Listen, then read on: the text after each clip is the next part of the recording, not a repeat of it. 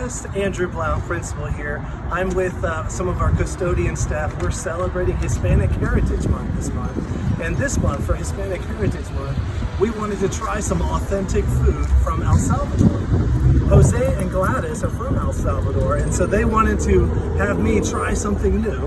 And since we've been talking about being open-minded with our positivity project, something I want to try new is pupusas. Pupusas are a food that's very popular in El Salvador. So today we're going to be trying pupusas because I am open-minded and I want to try something new. Yourself? Yes, my name is Jose Garcia, and I am Greenbrier West supervisor. I am here with the principal, Mr. Andrew Brown, and my custodian, Gladys Hernandez. And we are here to test the good pupusas. Yes! First of all, two amigos. We have to come inside to see how they're doing the pupusas, delicious pupusas today. Wonderful, thank you. Hi Greenbrier, I'm here inside of Two Amigos and I have my pupusas I'm about to try. I'm so excited, I'll let you know how it goes. Hi Greenbrier West, we were just coming out of lunch. I just wanted to share, I did try some pupusas. I tried the loroco and the chicharron. So the chicharron is pork. So there's pork inside of a corn tortilla. And then I also had the loroco, which Mr. Jose tells me is a flower that grows, that's very popular in El Salvador, kind of like broccoli in a way. So it's a green flower that they grow and they put inside the pupusa, and they were both delicious. So again, I tried something new. I was being very open-minded, and I'm excited about trying a new food from El Salvador that my friend Jose and Gladys showed me. So thank you so much. Hey, Mr. Brown, I challenge you to make a pupusas.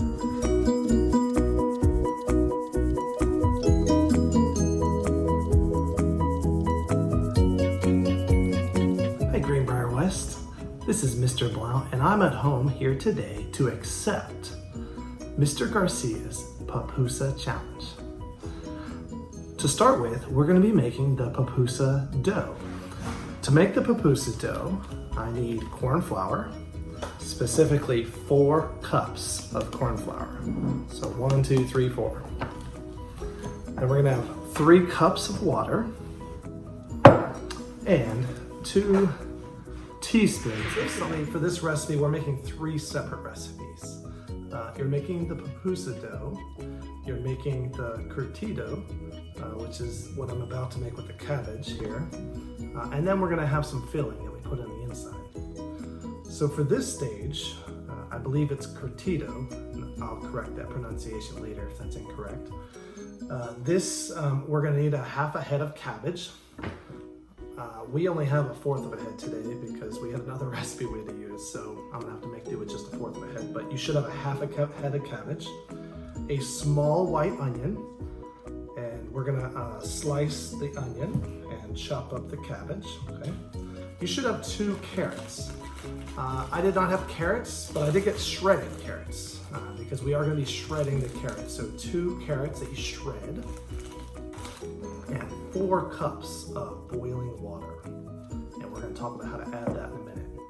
Once you do all that, I believe you're going to let it set for about 10 minutes, but I'll walk you through that step. Then we're going to come over to here and talk about a few other ingredients. We're going to be adding 1 cup of distilled white vinegar. We're going to do 1 tablespoon of dried oregano and 2 teaspoons of salt. So again, we're going to be making a little mixture here of 1 cup of white vinegar, 1 tablespoon of dried oregano, 2 teaspoons of salt. We're gonna mix this all together and we're gonna put it on top of cups of water boiling here for my curtido. And I'm about to take it off the burner and pour it into our bowl with our cabbage. So add the cabbage. So we'll put the carrots down in there. You can see. And our onions. This is a white onion. Okay. They pour in the... We're gonna do this for about 10 minutes. Just let this sit. Okay, we're finishing up our curtido. I've got the 1 cup of distilled white vinegar, 1 tablespoon of the dried oregano, and 2 teaspoons of salt. Gonna mix this up, and then we're gonna add it on top of the cabbage that we've been letting sit in the hot water, boiling water.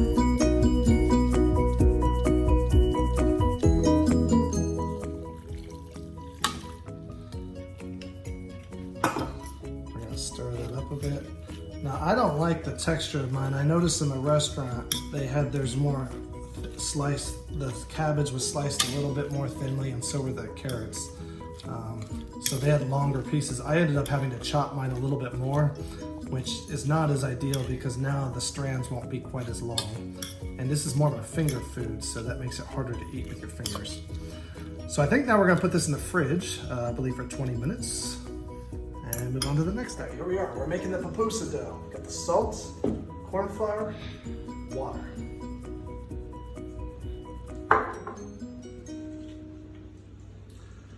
I'm gonna knead this together and we're gonna come back in a minute. You can tell that the texture is very similar to Play-Doh now. So we're just gonna make small little cubes here, almost the size of a golf ball. And that's how we get to our next stage. I was not able to use the proper technique of folding and tucking, so I'm cheating.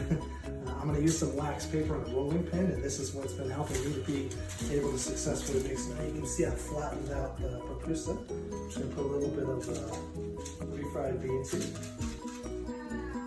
About half. And I'm using a cheese. This is a Mexican cheese. I believe it's Oaxaca or something. But mozzarella cheese will work just fine.